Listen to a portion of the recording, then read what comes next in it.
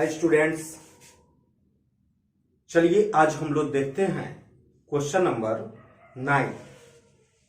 Trial balance का आज question number 9 हम लोग सॉल्व करें और सॉल्व करने के बाद आप इस क्वेश्चन का धुआं करेंगे। क्लियर? देखते हैं क्वेश्चन नंबर 9। पहले मैं क्वेश्चन को आपके टेक्स्ट बुक से पढ़ दे रहा हूं। ए भाई सुनो यार, कोई भी क्वेश्चन जब आप लोग सॉल्व करो तो एक बार डीके गोयल की बुक का जो क्वेश्चन है आप लोग इसको जरूर देख लेंगे, क्योंकि क्वेश्चन को लिखने समय पूरा जो बोर्डवा है ना पूरा छेका जाएगा, तो क्वेश्चन का सॉल्यूशन नहीं दे पाएंगे। इसलिए हम क्वेश्चन का सॉल्यूशन दे रहे हैं और आपको आपके सामने एक बार क्वेश्चन को पढ़ दे रहे हैं। क्लियर? और उसके बाद खूब लाइक ठोकिएगा। देखते हैं question number 9। The following is the trial balance prepared by an inexperienced accountant. Redraft it in a correct form and give necessary notes. Trial balance आपको जो है कि ये तैयार किया गया है, तो ट्रायल बैलेंस एज एट 31 मार्च 2017 आप ऐसे तो लिखते ही हैं। कॉलम आप ये बनाएंगे ही, name of accounts, LF is equal to ledger folio, amount ये आपका डेबिट होता है, अमाउंट क्रेडिट होता है। क्लियर? चलिए अब हम लोग इस क्वेश्चन को देखते हैं अच्छी तरीके से, दिमाग कंसंट्रेट करके। क्वेश्चन में ये लिखा हुआ है cash in hand, plant and machinery, typewriter, stock, purchase, carriage inward, carriage outward, sundry debtors, bills payable, rent paid, wages, advertisement and discount received, and in other side bank overdraft, capital, goodwill, sundry creditors, sales, returns inward, drawings and investments। आपके ये question में दिया हुआ है, तो हम लोग जितना आइटम है पहले हम लोग उसको नेम ऑफ अकाउंट्स में मेंशन कर देंगे। एकदम कॉपी करके पेस्ट कर दीजिए, एकदम कॉपी करके पेस्ट कर देना है। उसके बाद अब हम लोग इसके नेचर के अकॉर्डिंग इसके बैलेंस को डेबिट या क्रेडिट में ट्रांसफर करेंगे। क्लियर? आपको मैंने प्रीवियस क्लास में बताया था कि अगर किसी भी क्वेश्चन में बाय द वे कैपिटल दिया हुआ हो, ठीक है, जैसे इस क्वेश्चन में कैपिटल दिया हुआ है, कैपिटल दिया हुआ हो और उसके बाद डेबिट और क्रेडिट साइड का टोटल करते हैं, और टोटल करने के बाद भी जब अगर ये दोनों साइड का टोटल आपस में इक्वल नहीं होता है तो हम लोग पूरी की पूरी क्वेश्चन को सही सॉल्व किए हैं। अगर इस दोनों साइड का टोटल इक्वल नहीं होता है तो उस डिफरेंस की अमाउंट को जिधर भी कम पड़ता है, चाहे डेबिट हो या क्रेडिट, जिस साइड में भी कम पड़ेगा हम लोग उसको सस्पेंस अकाउंट में ट्रांसफर कर देते हैं। ओके, चलिए इस क्लास में हम लोग आगे डिस्कस करें, इस क्वेश्चन को सॉल्व करें। देखेंगे कैश इन हैंड 5200 रुपए दिया हुआ है। कैश इन हैंड आपकी एसेट्स होगा और एसेट्स डेबिट साइड में शो किया जाता है। प्लांट एंड मशीनरी ये भी आपकी एसेट्स है और एसेट्स को आप लोग डेबिट साइड में शो करेंगे 75,000। टाइपराइटर आपकी एसेट्स है और एसेट्स को भी आप डेबिट साइड में शो करेंगे 6,400। इसके बाद स्टॉक, ये ओपनिंग स्टॉक है। ओपनिंग स्टॉक को हम लोग ध्यान देंगे कि ये स्टॉक स्टार्टिंग का डेट दिया हुआ है, ये ओपनिंग स्टॉक है, इसको ट्रायल बैलेंस के डेबिट साइड में शो किया जाता है।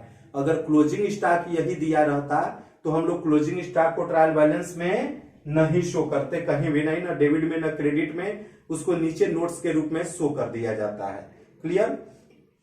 परचेज 84,100, परचेज हमेशा डेबिट में आता है, आप डेबिट साइड में शो कर देंगे। इसके बाद परचेज के बाद लिखा हुआ है कैरेज इनवर्ड, कैरेज आउटवर्ड। देखिए ये कैरेज इनवर्ड लिखा है, 2800 रुपए आपका खर्चा होगा, डेबिट साइड में आ जाएगा। कैरेज आउटवर्ड ये भी आपका खर्चा होगा, एक्सपेंस होगा, डेबिट साइड में आ जाएगा।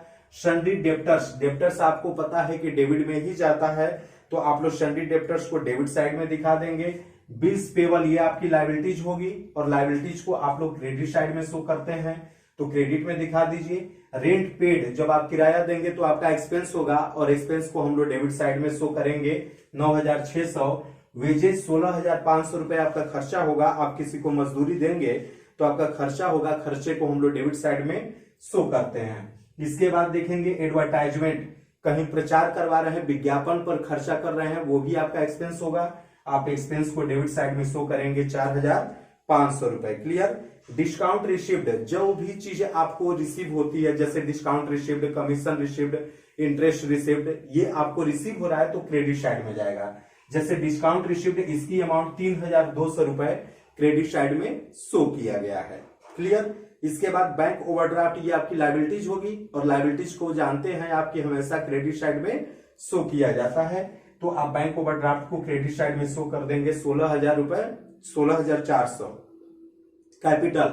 कैपिटल हमेशा क्रेडिट में जाता है, तो आप कैपिटल लायबिलिटीज है, आप इसको क्रेडिट साइड में शो करेंगे 50,000 रुपए। गुडविल आपकी एसेट्स है और एसेट्स के रूप में काउंट किया जाएगा, पर यहां पे क्या होगा, इसको आप लोग डेबिट साइड में शो कर देंगे। क्लियर। सन्ड्री क्रेडिटर्स तो क्रेडिट में ही जाता है, तो आप लोग क्रेडिटर्स को आप क्रेडिट में भेज दीजिए 8,200। सेल्स हमेशा क्रेडिट में जाता है, सेल्स की वैल्यू 1,60,000 आप क्रेडिट साइड में शो कर देंगे। क्लियर। इसके बाद आप जरा देखेंगे ये रिटर्न्स इनवर्ड को हम लोग क्या बोलते हैं, सेल्स रिटर्न। तो सेल्स रिटर्न आपका सेल्स का उल्टा सेल्स रिटर्न होता है, तो रिटर्न्स इनवर्ड आपका डेबिट साइड में आ जाएगा 2,400। इसके बाद दिया हुआ है ड्राइंग्स, तो ड्राइंग्स आपकी एसेट्स के रूप में एक तरीके से काउंट की जाएगी। आपको बताया गया था कि बिजनेस के ओनर के द्वारा पर्सनल यूज के लिए जो भी चीजें बिजनेस से विड्रा की जाती है वो ड्राइंग्स होगा, और ड्राइंग्स हमेशा डेबिट साइड में शो करेंगे 2,120। इस क्वेश्चन में इन्वेस्टमेंट लिखा है और इन्वेस्टमेंट एसेट्स होता है। इन्वेस्टमेंट क्या होता है, एसेट्स होता है, और एसेट्स को आप लोग ये डेबिट साइड में शो कर देंगे। अब मेरे भाई हम क्या करेंगे, इसको देखिए, पहले हम लोग ये डेबिट साइड का टोटल कर लेंगे अलग रफ पे, फिर हम लोग ये क्रेडिट साइड का टोटल कर लेंगे। तो इस क्वेश्चन के अकॉर्डिंग डेबिट साइड का जो टोटल है वो ज्यादा आ रहा है, वो आ रहा है 2,53,620। क्लियर। इसका आप डेबिट साइड का ये पूरे का जब आप ये टोटल करेंगे, ये जब आप पूरा टोटल करेंगे तो 2,53,620 आ रहा है। क्लियर।